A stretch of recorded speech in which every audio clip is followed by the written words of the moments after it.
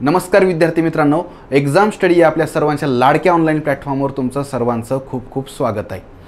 मित्रांनो, नुकतीच या ठिकाणी व्यवसाय शिक्षण आणि प्रशिक्षण संचालनालय यांच्या माध्यमातून या ठिकाणी एक जाहिरात, खूप मोठी अशी जाहिरात आलेली आहे। ती म्हणजे क्राफ्ट इन्स्ट्रक्टर, याला मराठीमध्ये शिल्प निदेशक असं म्हणतात, गट क पदाची जाहिरात आहे। आपल्यासाठी महत्त्वाची आहे का? तर खूप महत्त्वाची आहे। त्याचं कारणही तसंच आहे मित्रांनो। पूर्ण महाराष्ट्रामध्ये ज्या काही यांच्या जागा येतात तर त्या 1457 जागा येतात। ठीक आहे, 1457 म्हणजे आजच्या काळामध्ये ही एक खूप मोठी आणि महत्त्वाची अशी जाहिरात आहे। मेकॅनिकलसाठी विशेषतः जास्त जागा येतात। बरं, यामध्ये आपण काही जाहिरातीचे विश्लेषण करणार आहेत का? तर बिलकुल नाही। या संबंधित ऑलरेडी एक्झाम स्टडी मार्फत व्हिडिओ सतीश सरांनी या ठिकाणी यूट्यूबवर अवेलेबल करून दिलेला आहे। आजचा आपला या व्हिडिओचा मुख्य उद्देश काय, तर या पदासाठी ज्या काही परीक्षा होणार आहेत त्याचे जे काही टप्पे येतं त्या टप्प्यांविषयी आपल्याला माहिती पाहिजे, आणि दुसरं म्हणजे त्यासाठी जो काही अभ्यासक्रम आहे त्याच्यासाठी जे काही त्या ठिकाणी प्रश्नसंख्या आणि गुण असणार आहेत तर त्याविषयी देखील आपल्याला चर्चा करायची। आणि सगळ्यात शेवटी या परीक्षेसाठी तुम्हाला हमखास यश मिळवायचं असेल तर तुमचं त्या ठिकाणी वेळेचं नियोजन काय असायला पाहिजे, रेफरन्स बुक्स कोणते वापरायला पाहिजेत, आणि इतरही तुमच्या ज्या काही शंका असू शकतात तर त्याविषयी देखील मी इथं चर्चा करणार आहे।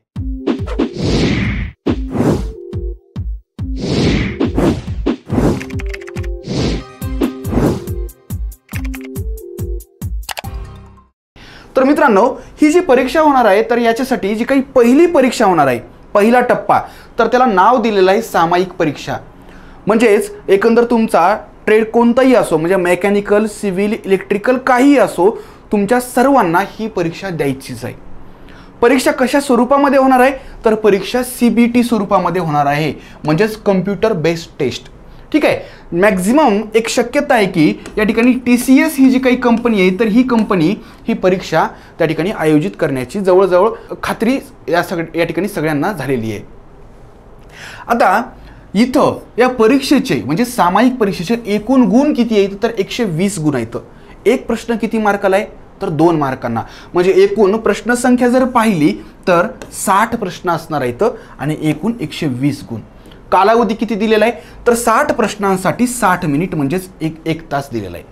ठीक आहे, प्रश्नांचं माध्यम हा एक महत्त्वाचा प्रश्न आहे, कारण तुमच्यापैकी जवळजवळ सर्वजण टेक्निकल बॅकग्राऊंडचे, तर काही जणांना मराठीचा थोडासा प्रॉब्लेम असू शकतो, तर इथं चिंता करण्याची गरज नाही आहे। प्रश्न जो काही असणार आहे तर तुम्हाला मराठी आणि इंग्रजी दोन्ही भाषांमध्ये अवेलेबल होणार आहे। तुम्ही तुमच्या सोयीनुसार तो प्रश्न वाचू शकता। दर्जा हा सर्वात महत्त्वाचा मुद्दा आहे। लेवल कोणती असेल प्रश्नाची, तर त्यांनी स्पष्टपणे सांगितलेलं आहे की त्या ठिकाणी 10वी म्हणजेच SSCची लेवल आहे। याचा अर्थ खुश व्हायचं का, तर बिलकुल नाही मित्रांनो।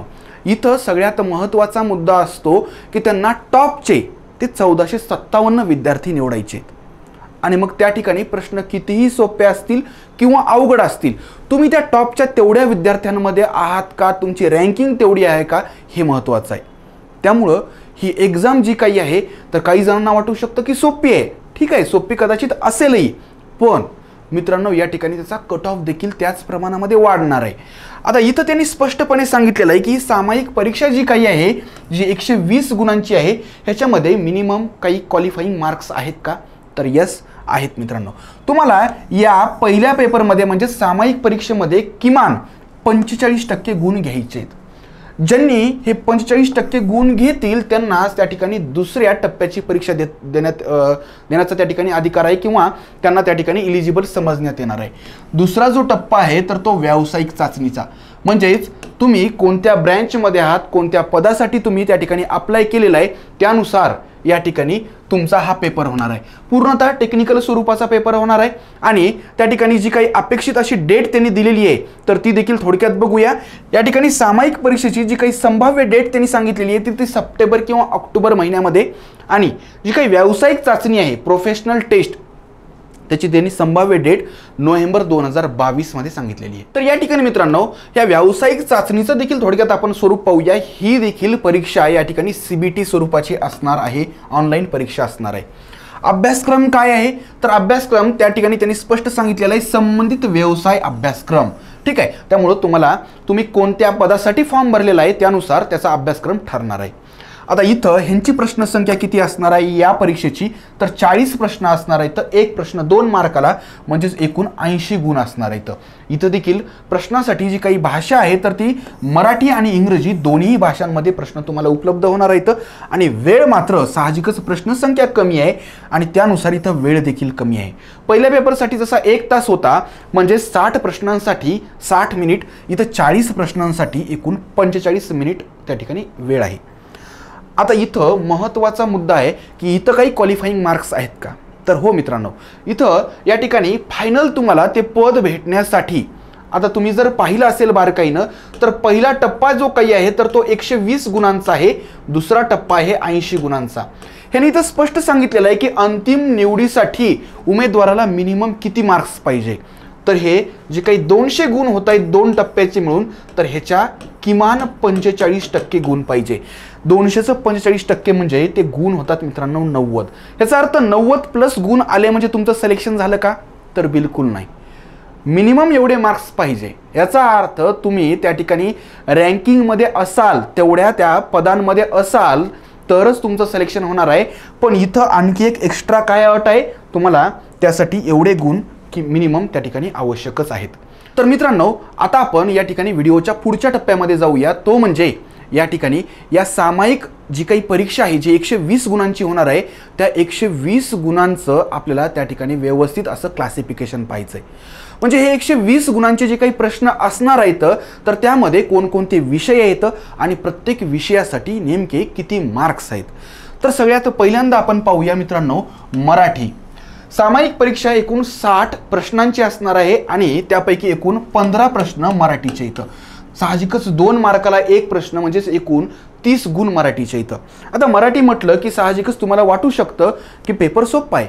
यस मित्रांनो, इथं तुम्हाला खरोखर 30 पैकी 30 गुण मिळवण्याची खूप चांगली संधी आहे. पण तुम्हाला थोडंसं व्यवस्थित नियोजन देखील करणं आवश्यक आहे.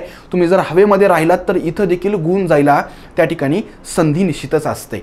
मग आता मराठीचा अभ्यास करताना आपल्याला या विषयाचं नेमकं क्लासिफिकेशन डिवायडेशन कशा पद्धतीनं करता येईल, तर सगळ्यात महत्त्वाचं तुमचा शब्दसंग्रह. शब्दसंग्रहाचा अभ्यास करत असताना त्याच्यामध्ये समानार्थी शब्द आणि विरुद्धार्थी शब्द यांचा उल्लेख त्यांनी त्या ठिकाणी सिलेबसमध्येच केलेला आहे. ठीक आहे, समानार्थी शब्द आणि विरुद्धार्थी शब्द. इतर काही गोष्टींचा उल्लेख केलेला नाहीये, पण त्या देखील इथं करणं अपेक्षित आहे. त्या कोणत्या हे मी लवकरच सांगेल. आता शब्दसंग्रहानंतर दुसरे जे काही महत्त्वाचे प्रश्न बनतात तर ते व्याकरण या घटकावर. मग व्याकरणामध्ये काय असतं तर हे देखील मी इथं सांगणार आहे. आणि तिसरे जे काही प्रश्न त्या ठिकाणी बनत असतात तर ते असतात उतार्यांवर. हे उतारे जे काही आहे इथं अनसीन पॅसेज कॅटेगरीमध्ये, तर अचानक तुम्हाला एखादा उतारा समोर त्या ठिकाणी स्क्रीनवर दिसेल आणि त्यावरचे साधारणतः 2, 3 किंवा 4 जे काही प्रश्न असतील तर ते तुम्हाला त्या उतार्याचं वाचन करून व्यवस्थित सोडवायचं असतं.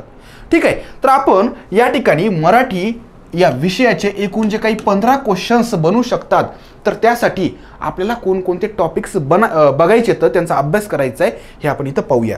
आता यापैकी काही टॉपिक्स त्या ठिकाणी आपल्या नोटिफिकेशनमध्ये त्यांनी दिलेले आहेत, पण काही टॉपिक दिलेले नाही आहेत. पण माझं एक पर्सनल मत आहे की त्या टॉपिकचा देखील त्या घटकांचा देखील तुम्ही अभ्यास करणं अपेक्षित आहे, कारण त्याच्यावर निश्चितपणे प्रश्न बनतात. फॉर एक्झाम्पल मित्रांनो, त्या नोटिफिकेशनमध्ये वर्णमाला आणि शब्दांच्या जाती हे 2 टॉपिक दिलेले नाही आहेत. पण साहजिकच मित्रांनो, वर्णमाला जी काही आहे तर त्याच्यावर बऱ्याच वेळेस हमखास आपल्याला परीक्षेमध्ये प्रश्न बघायला मिळतात. त्यामुळं तुम्हाला हा घटक करावाच लागेल. हा घटक जर सोडून दिला आणि नंतर जर परीक्षेमध्ये जर ह्याच्यावर प्रश्न जर आला तर हा प्रश्न चुकण्याची खूप जास्त शक्यता असते. बरं, हा जो काही टॉपिक आहे फार अवघड आहे का, तर बिलकुल नाही आहे, खूप सोपा आहे. मी पर्सनली या संबंधित यूट्यूब व्हिडिओ ऑलरेडी अवेलेबल करून दिलेला आहे, तो तुम्ही पाहू शकता. साधारणतः 1 तासाभराचा व्हिडिओ आहे, त्यामध्ये वर्णमाला हा पूर्ण घटक व्यवस्थित पद्धतीनं मी कव्हर केलेला आहे. मित्रांनो, दुसरा जो घटक आहे ज्याचा उल्लेख सिलेबसमध्ये नाही आहे पण या व्याकरणासाठी सगळ्यात बेसिक असा टॉपिक असणार आहे, तो म्हणजे शब्दांच्या जाती. या शब्दांच्या जाती ज्या काही आहेत तर लहानपणापासून मराठी व्याकरणामध्ये आपण अभ्यास करतो त्यांचा विकारी आणि अविकारी. मग त्याच्यामध्ये मग नाम, सर्वनाम, विशेषण, क्रियापद, क्रियाविशेषण अव्यय, शब्दयोगी अव्यय, उभयानवी अव्यय आणि केवल प्रयोगी अव्यय या ज्या काही शब्दांच्या 8 जाती येतात त्यांचा आपल्याला अभ्यास करावा लागणार आहे. त्याच्यानंतर पुढचं जे काही आहे ज्याचा सिलेबसमध्ये उल्लेख केलेला आहे त्यांनी, ते म्हणजे वाक्यांचे भाग. आता वाक्यांचे भाग म्हटल्यानंतर काय असतं, तर कर्म, कर्ता किंवा कर्माचा विस्तार, ठीक आहे, तर उद्देश्य, विधेय, हे जे काही आहे तर हे सगळं वाक्यांचे भागमध्ये तुम्हाला शिकावं लागतं. पुढचा ज्याचा उल्लेख खरं तर इंग्लिशच्या ग्रामरमध्ये त्यांनी केलेला आहे तो म्हणजे काळ, टेन्स. ठीक आहे, लहानपणापासून आपण व्याकरणामध्ये याचा अभ्यास केलेलाच असतो. 3 जे काही काळ आहेत, वर्तमान काळ, भूतकाळ आणि भविष्यकाळ, आणि त्यांचे जे काही उपप्रकार आहेत तर ह्यांचा अभ्यास या ठिकाणी करणं आपण अभिप्रेत आहे. त्यानंतर वाक्यांचे प्रकार, हे देखील बरेचसे वाक्यांचे प्रकार पडतात. महत्त्वाचे जे काही आहेत तर साधं वाक्य, मिश्र वाक्य, संयुक्त वाक्य. त्याच्यानंतर इतर जर प्रकार पाहायला गेलं तर प्रश्नार्थी वाक्य, विधानार्थी वाक्य, होकारार्थी वाक्य, नकारार्थी वाक्य, त्या वाक्यांचं रूपांतर कसं करायचं हे देखील आपण पाहणं अपेक्षित आहे. प्रश्न यापूर्वी विचारलेले आहेत मित्रांनो. त्याच्यानंतर समास, थोडासा विद्यार्थ्यांना जो काही किचकट वाटणारा घटक आहे तर तो म्हणजे समास, तर त्या संबंधित देखील या ठिकाणी मी लेक्चर उपलब्ध करून दिलेला आहे. लिंग बदल आणि वचन बदल म्हणजेच पुल्लिंगी, स्त्रीलिंगी, नपुंसकलिंगी, हे जे काही मराठीमध्ये 3 लिंग मानलेले आहेत तर ह्यांचं लिंग बदलणे, लिंग ओळखणे हे देखील त्या ठिकाणी आपल्याला परीक्षेमध्ये याच्यावर प्रश्न बनू शकतात. आता वचन बदल म्हणजे काय बरं, तर एक वचन, अनेक वचन. मराठीमध्ये फक्त एक आणि अनेक वचन असाच प्रकार असतो, संस्कृतात मात्र 3 वचनं मानलेले आहेत. त्याच्यानंतर मित्रांनो प्रयोग हा व्याकरणामधला एक महत्त्वाचा असा त्या ठिकाणी भाग समजलेला आहे. ह्याच्यावर देखील प्रश्न बनू शकतात. कर्तरी प्रयोग, कर्मणी प्रयोग, भावे प्रयोग हे आपल्याला इथं करणं अभिप्रेत आहे. त्यानंतर मित्रांनो शब्दसंग्रहामध्ये ज्याच्यावर हमखास प्रश्न आपल्याला दिसतात ते म्हणजे समानार्थी शब्द आणि विरुद्धार्थी शब्द. ठीक आहे, 4थीच्या स्कॉलरशिपला किंवा 7वीच्या स्कॉलरशिपला निश्चितच आपण हे शब्द केलेले असतात, पण मधल्या काळामध्ये तांत्रिक किंवा टेक्निकल सब्जेक्टचा अभ्यास करत असताना हे थोडंसं आपण विसरलेलं असतो. तुम्ही जर व्यवस्थित पद्धतीनं ह्याला जर रिव्हिजन दिलं, दररोज 50 शब्द 100 शब्द जर तुम्ही पाठ करत गेलात तर तुम्ही खूप लवकर ह्याच्यावर पकड मिळवू शकता. मित्रांनो ह्याच्यानंतर शब्दसंग्रहाअंतर्गतच येणारा आणखी एक घटक आणि ज्याचा त्या ठिकाणी सिलेबसमध्ये उल्लेख केलेला नाहीये तो म्हणजे वाक्प्रचार आणि म्हणी. मित्रांनो या देखील करणं फार आवश्यक आहे. अलंकार हा एक असाच घटक आहे व्याकरणाअंतर्गत येणारा, ह्याच्यावर देखील खरं तर खूप साधे आणि सोपे प्रश्न येतात, पण जर तुम्ही याचा अभ्यास केलेला नसेल तर हा क्वेश्चन सोडवणं शक्य होणार नाही. शब्दालंकार, अर्थालंकार, त्याचे पुन्हा जे काही उपप्रकार आहेत तर या ठिकाणी आपण अलंकार या घटकाअंतर्गत पाहत असतो. त्यानंतर शब्दसिद्धी ह्याचाही उल्लेख त्या ठिकाणी सिलेबसमध्ये केलेला नाही आहे मित्रांनो, पण खरं तर ह्याचे प्रश्न देखील खूप सोपे येतात. ह्याच्यामध्ये काय पाहायचं असतं तर त्या ठिकाणी मित्रांनो जे काही सिद्ध शब्द असतात, साधित शब्द असतात, हे काय प्रकार आहे, किंवा त्यातही पुन्हा जे मराठीमध्ये जे काही शब्द आहेत सिद्ध शब्द, त्यात मग तत्सम शब्द काय असतात, तद्भव शब्द काय असतात, ठीक आहे, देशी शब्द कोणते येतं आणि परभाषीय शब्द. परभाषीयमध्ये देखील पुन्हा भारतीय भाषांमधून मराठीमध्ये आलेले शब्द आणि विदेशी भाषांमधून मराठीमध्ये आलेले शब्द ते आपल्याला पाठ करावे लागतात. एक्झाममध्ये डायरेक्ट येऊ शकतं की खालीलपैकी कोणता शब्द मराठी भाषेमध्ये हा इंग्लिशमधून आलेला आहे किंवा गुजरातीमधून आलेला आहे किंवा फ्रेंचमधून आलेला आहे. अशा वेळेस आपल्याला त्या ठिकाणी काही ट्रिक्स वापरावे लागतात किंवा ते शब्द पाठ करावेच लागतात, त्याला पर्याय नाहीये. आणि आपला मराठीमधला ज्याच्यावर प्रश्न बनतो असा तिसरा घटक म्हणजे उतार्यावरील प्रश्न सोडवणे. एखादा उतारा येतो त्या ठिकाणी तिथं सगळ्यात महत्त्वाचं असतं कॉन्सन्ट्रेशन आणि वेग. व्यवस्थित मन शांत ठेवून तुम्ही तो उतारा वाचणं अपेक्षित असतं. खालचे जे काही प्रश्न असतात तर ते उतार्यावर अवलंबून असतात. उतार्यावर जेवढं तुम्हाला जे काही इनपुट दिलेलं आहे त्यावरच त्या ठिकाणी तुम्ही त्या प्रश्नांची उत्तरं देणं अपेक्षित असतं. पण ह्याच्यामध्ये तो उतारा त्या पर्टिक्युलर वेळेमध्येच सोडवणं अपेक्षित असतं. नाहीतर तुम्ही 3-4 प्रश्नांसाठी जर 10-15 मिनिट जर घेत असाल तर हा प्रश्न किंवा हा प्रकार तुम्हाला महागात पडू शकतो. त्यामुळं वेग, अचूकता आणि कॉन्सन्ट्रेशन या 3 गोष्टी त्या ठिकाणी तुम्हाला जमायला पाहिजे. मराठी भाषेनंतर आपल्याला दुसरा जो काही सिलेबसमध्ये आता विषय दिलेला आहे तो म्हणजे इंग्लिश. तर ह्याचे देखील मित्रांनो 15 प्रश्न येणार आहेत एकूण 30 मार्क्ससाठी. बऱ्याच जणांसाठी हा थोडासा डोके खाऊ असणारा विषय आहे, पण साहजिकच मित्रांनो व्यवस्थित आत्तापासून जर तुम्ही ह्या इंग्लिश व्याकरणाचं, इंग्लिश ग्रामरचा जर अभ्यास केला आणि व्होकॅब जर व्यवस्थित केलं तर हा घटक देखील बिलकुल तुम्हाला अवघड जाणार नाही. ह्याच्यामध्ये काय काय करणं अपेक्षित आहे इथं स्पष्ट त्यांनी सांगितलेलं आहे की questions in this component will be design to test the candidates understanding and knowledge of English language. म्हणजेच प्रश्न अशा पद्धतीनं इथं विचारले जाणार आहेत की या माध्यमातून त्या उमेदवाराचं इंग्लिश विषयीची समज आणि इंग्लिश भाषेचं ज्ञान चेक केलं जाईल. कशा कशावर प्रश्न येऊ शकतात? स्पॉट दी इरर, म्हणजेच काहीतरी एखादं वाक्य दिलं जाऊ शकतं आणि त्यामध्ये कोणत्या ठिकाणी चुकी केलेली आहे वाक्यामध्ये हे ओळखायचं असतं. ठीक आहे. त्याच्यानंतर फिल इन दी ब्लँक्स, रिकाम्या जागा दिलेल्या असू शकतात आणि त्यामध्ये मग पर्यायामधून एक योग्य असा पर्याय तुम्हाला तिथं निवडायचा असतो. त्यानंतर सिनॉनिम्स अँड अँटॉनिम्स, मराठीमध्ये देखील हा भाग असतो. मराठी व्याकरणामध्ये समानार्थी आणि विरुद्धार्थी होक्याब अंतर्गत हा भाग येणार. मिसस्पेल्ड वर्ड्स, मित्रांनो या ठिकाणी हा एक महत्त्वाचा भाग आहे. मित्रांनो या ठिकाणी होक्याब करणं अतिशय आवश्यक आहे. इंग्लिश व्याकरणाचा जर सिलेबस पाहिला तर तुम्हाला मॅक्झिमम क्वेश्चन्स हे त्या ठिकाणी होक्याब रिलेटेड दिसतील. त्याच्यामध्ये इथंच बघूया आपण मित्रांनो, या ठिकाणी सिनॉनिम, अँटॉनिम्स, मिसस्पेल्ड वर्ड्स, त्याच्यानंतर idioms and phrases, one word substitution. ठीक आहे. त्याच्यानंतर म्हणजे इतके तर प्रश्न या ठिकाणी होक्याब रिलेटेड आहेत आणि ह्याच्यासाठी पर्याय एकच आहे आणि तो म्हणजे तुम्हाला जास्तीत जास्त प्रमाणामध्ये पाठांतर करावं लागेल. ठीक आहे. पाठांतर करण्यासाठी कशा पद्धतीच्या ट्रिक्स तुम्ही वापरू शकता हे मी लवकरच तुम्हाला सांगणार आहे. त्याच्यानंतर पुढचं जे काही असणार आहे तर इम्प्रूव्हमेंट ऑफ सेंटेन्स. ठीक आहे. वाक्यामध्ये काही ठिकाणी काहीतरी त्रुटी असणार आहे आणि तुम्हाला त्या ठिकाणी सुधारणा करणारा योग्य पर्याय निवडावा लागणार आहे. ॲक्टिव्ह अँड पॅसिव्ह व्हॉइस, म्हणजेच मराठीमध्ये ज्याला प्रयोग म्हणतात तर तो इथं करावा लागणार आहे ॲक्टिव्ह आणि पॅसिव्ह व्हॉइसच्या स्वरूपामध्ये. डायरेक्ट अँड इनडायरेक्ट नॅरेशन जे काही आहे तर ते देखील इथं त्यांनी स्पष्टपणे सिलेबसमध्ये सांगितलेलं आहे. शफलिंग ऑफ दी सेंटेन्सेस, या ठिकाणी मित्रांनो 3 ते 4 सेंटेन्सेस असतील आणि ते खालती वरती दिलेले असतील आणि तुम्हाला त्याचा योग्य असा क्रम जुळवावा लागणार आहे जेणेकरून त्याला एक योग्य असा अर्थ मिळेल. आणि त्याच्यानंतर या ठिकाणी देखील तुम्हाला पॅसेज येणार आहे. पॅसेजवर किती प्रश्न असतील सांगता येणार नाही, पण जनरली मिनिमम 2 असतात, मॅक्झिमम 5च्या आसपास क्वेश्चन्स असतील. ठीक आहे. तर तुम्हाला हा इंग्लिशमध्ये जो काही सिलेबस दिलेला आहे तर तो व्यवस्थित पद्धतीनं आत्तापासून जर तुम्ही नियोजन केलं तर हा घटक देखील तुम्हाला सोपा जाणार आहे. त्याच्यानंतर जो तिसरा भाग आहे मित्रांनो तर तो म्हणजे जनरल इंटेलिजन्स.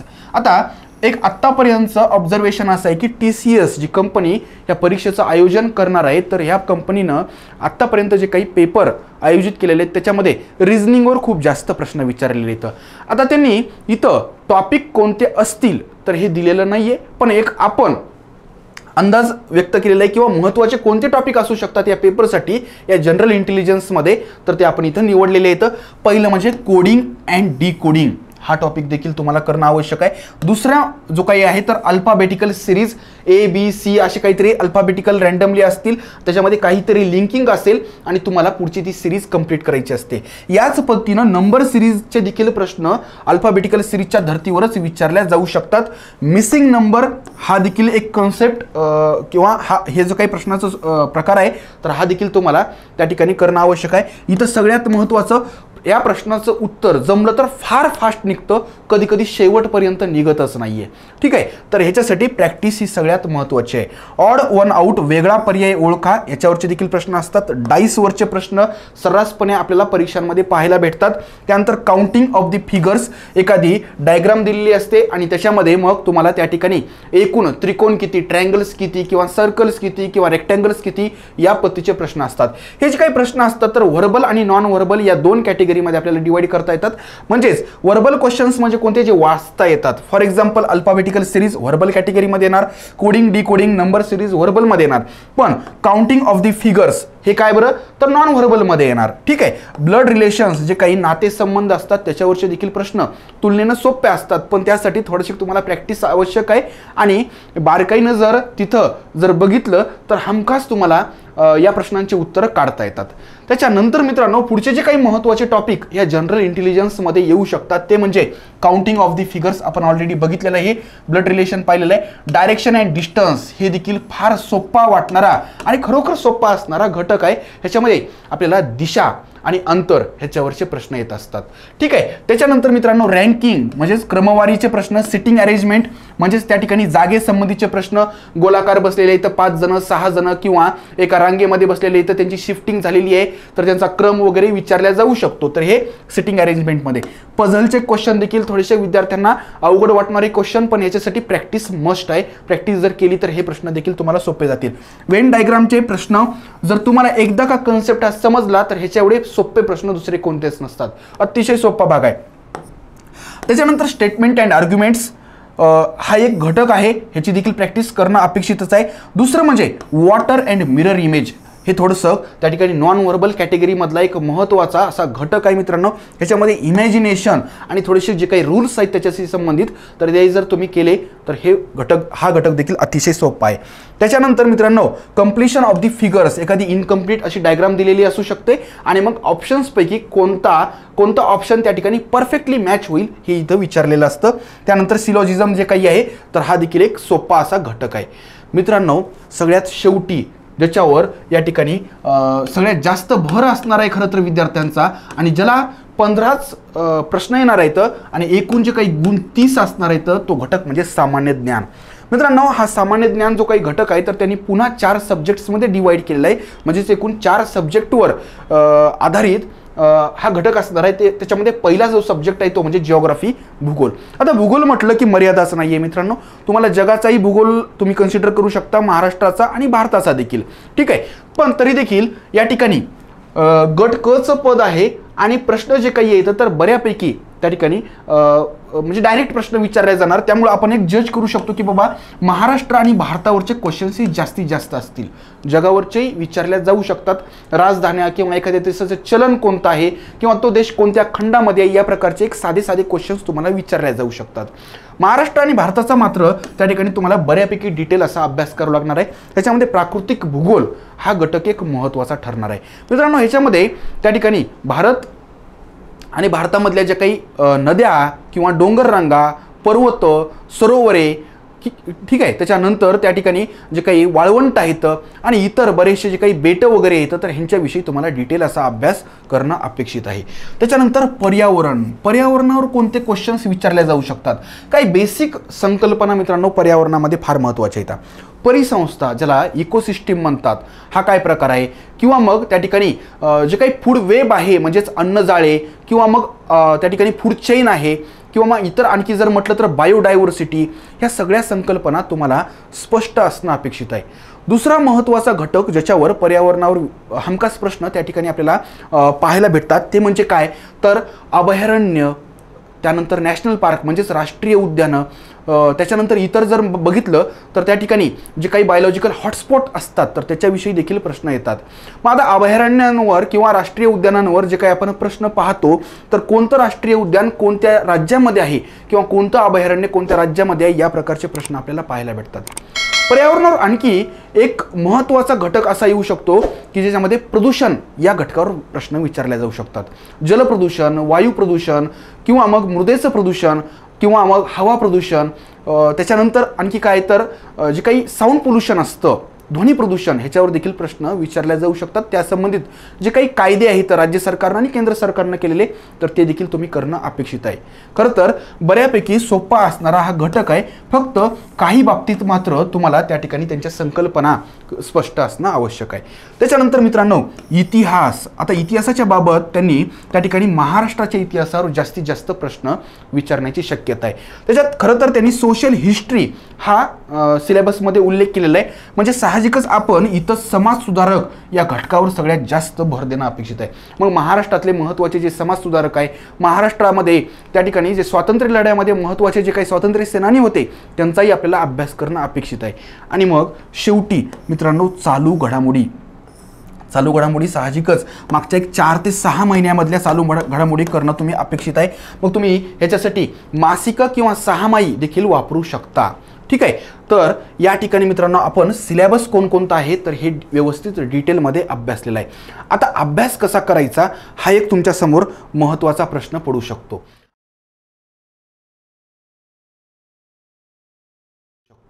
आता अभ्यास करण्यासाठी तुम्हाला 2 पर्याय आहेत मित्रांनो. 2 पर्याय कोणते तर सेल्फ स्टडी, ठीक आहे. आता सेल्फ स्टडी म्हणजेच काय तर तुम्ही जिथं आहे तिथं तुम्ही घरी किंवा अभ्यासिकेमध्ये अभ्यास करू शकता. जे काही गायडन्स आहे, आवश्यक गायडन्स, तर ते आम्ही एक्झाम स्टडी मार्फत निश्चितच तुम्हाला वेळोवेळी पुरवण्याचा प्रयत्न करू. त्या संबंधित यूट्यूबवर आम्ही जास्तीत जास्त व्हिडिओ कशा पद्धतीनं अपलोड करता येईल ह्याचा देखील प्रयत्न करणार आहोत, ठीक आहे. आता ह्याच्यासाठी मित्रांनो रेफरन्स बुक्स तर तुम्हाला लागणार, कारण तुम्ही सेल्फ स्टडी करतायत. मराठीसाठी कोणतं बुक वापरणार तर मित्रांनो माझ्या मते मराठीसाठी मोरा वाळंबे हे पुस्तक सर्वोत्तम असणार आहे. ठीक आहे, मोरा वाळंबे सरांचं नितीन प्रकाशनचं पुस्तक सगळ्यात बेस्ट असणार आहे. ह्याच्यामध्ये त्या ठिकाणी तुमचा व्याकरणाचा देखील सर्वात चांगला अभ्यास होणार आहे आणि त्यासोबतच तुमचा शब्दसंग्रह देखील व्यवस्थित होऊ शकतो, कारण त्या पुस्तकासोबतच त्यांचं त्या ठिकाणी शब्दसंग्रहाचं देखील एक सेपरेट पुस्तक फ्रीमध्ये येत असतं. इंग्रजी विषयासाठी त्या ठिकाणी तुम्ही बाळासाहेब शिंदे सरांचं पुस्तक वापरू शकता. त्याच्यामध्ये देखील तुमचं ग्रामर आणि व्होकॅब चांगल्या पद्धतीनं कव्हर होणार आहे. आता राहिला प्रश्न सामान्य ज्ञान. आता सामान्य ज्ञानामध्ये मित्रांनो या ठिकाणी भूगोल आहे, ठीक आहे, इतिहास आहे, भूगोल, इतिहास, पर्यावरण आणि चालू घडामोडी. आता इथं मात्र थोडंसं तुम्हाला भरपूर ऑप्शन आहेत. आता तुम्ही कोणत्या लेवलचा अभ्यास करणार आहेत, दररोज किती वेळ तुम्ही देऊ शकता, हे फार महत्त्वाचं आहे मित्रांनो. भूगोलासाठी जर बघितलं किंवा इतिहासासाठी जर बघितलं तर मार्केटमध्ये MPSCच्या गट क पदासाठीचे बरेचसे जे काही PYQs आहेत किंवा त्यांचे जे काही रेफरन्स मटेरियल आहे ते तुम्ही वापरू शकता. ठीक आहे, मग याच्यामध्ये मग ज्ञानदीप अकॅडमीचे पुस्तक आहेत, युनिक अकॅडमीचे पुस्तक आहेत, ठीक आहे, किंवा इतरही जे काही मागं महापरीक्षा पोर्टलनं परीक्षा आयोजित केल्या होत्या तर त्यांचे देखील जे काही PYQs आहेत किंवा मागं जे काही तुमची म्हाडाची वगैरे एक्झाम झाली तर त्यासाठीचे जे काही PYQs आहेत तर ते देखील तुम्ही वापरू शकता तुमच्या एक प्रॅक्टिससाठी. पर्यावरणासाठी तुम्ही तुषार घोरपडे सरांचं पुस्तक वापरू शकता, सह्याद्री पब्लिकेशनचं. त्याच्यामध्ये खूप सोप्या आणि सुटसुटीत पद्धतीनं त्यांनी संकल्पना स्पष्ट केलेल्या आहेत. आणि चालू घडामोडीसाठी देखील तुम्हाला खूप सारे ऑप्शन्स आहेत. तुम्ही मार्केटमध्ये कोणतंही जे काही मागचं सहामाही किंवा वार्षिकी किंवा इवन मासिकं देखील वापरू शकता. आता या ठिकाणी जर समजा तुम्हाला असं वाटत असेल की हे सगळं वाचण्यापेक्षा अतिशय सोप्या पद्धतीनं आम्हाला त्या ठिकाणी क्लास करायचा आहे आणि क्लासच्या माध्यमातून कमीत कमी वेळेमध्ये आम्हाला एक चांगल्या पद्धतीनं रिझल्ट आणायचा आहे, तर मित्रांनो एक्झाम स्टडी मार्फत आपण लाईव्ह अशी बॅच आयोजित केलेली आहे. ठीक आहे, आता तुम्हाला इथं 2 ऑप्शन्स आहेत. ठीक आहे, एक्झाम स्टडीनं रेकॉर्डेड बॅच देखील अवेलेबल करून दिलेली आहे खूप कमी किमतीमध्ये, ती म्हणजे 999 रुपयामध्ये खरं तर ही बॅच अवेलेबल आहे. आणि दुसरी जी काही आहे तर ती लाईव्ह बॅच असणार आहे, ज्याच्यामध्ये साधारणतः एका महिन्यामध्ये दररोज 2 किंवा 2.5 तासांच्या लेक्चर्सच्या माध्यमातून साधारणतः एका महिन्यामध्ये आपण पूर्ण सिलेबस कव्हर करणार आहोत. आता ही जी काही लाईव्ह बॅच आहे तर ही 1299 रुपयांमध्ये उपलब्ध होणार आहे. ठीक आहे, आता इथं लाईव्ह लेक्चर्स जे काही आहेत ते तुमचे जर मिस झाले तर ते देखील तुम्हाला ॲपमध्ये रेकॉर्डेड स्वरूपामध्ये भेटत असतात, त्याची चिंता करण्याची बिलकुल गरज नाही आहे. आता हे जे रेकॉर्डेड लेक्चर्स आहेत तर हे आपण ऑलरेडी रेकॉर्ड केलेले लेक्चर्स तुम्हाला ताबडतोब अवेलेबल करून देऊ शकतो आणि ते 999 मध्ये येतं. आणि ही लाईव्ह बॅच मात्र फ्रेशली त्या ठिकाणी लाईव्ह असे म्हणजे आमचं आणि तुमचं इंटरॅक्शन होणार या पद्धतीनं त्या ठिकाणी ही बॅच चालणार आहे. त्याच्यामध्ये तुम्ही तुमच्या समस्या अडचणी देखील आमच्याशी विचारू शकता. लाईव्ह इंटरॅक्शन त्या ठिकाणी होणार आहे. तर तुमची चॉईस आहे रेकॉर्डेड कोर्स घ्यायचा की लाईव्ह बॅच जॉईन करायची. पण निश्चितच मी हमी देतो की मित्रांनो दोन्हीही बॅचमध्ये आम्ही तुम्हाला सर्वोत्तम क्वालिटी देण्याचा प्रयत्न करणार आहोत. आणि एक्झाम स्टडीचं हे ब्रीद वाक्यच आहे की किमान किमतीमध्ये मिनिमम त्या ठिकाणी प्राईजमध्ये विद्यार्थ्यांना सर्वोत्तम दर्जाचं साहित्य, सर्वोत्तम दर्जा आपण पुरवण्याचा प्रयत्न करतो. ठीक आहे, तर मित्रांनो या ठिकाणी आपला जो काही व्हिडिओ आहे तर त्या व्हिडिओचा मेन उद्देश जो काही आहे तर तो या ठिकाणी आपण पूर्ण केलेला आहे. अभ्यासक्रमाचं विश्लेषण आणि अभ्यासाची पद्धत, अभ्यासाचं नियोजन जे काही असणार आहे तर त्याविषयी मला वाटतं मी जे काही मार्गदर्शन केलेलं आहे तर ते तुम्हाला निश्चितच उपयुक्त ठरेल. तुमच्या जर अडचणी असतील, शंका असतील तर त्या देखील तुम्ही या ठिकाणी कमेंट बॉक्समध्ये विचारू शकता.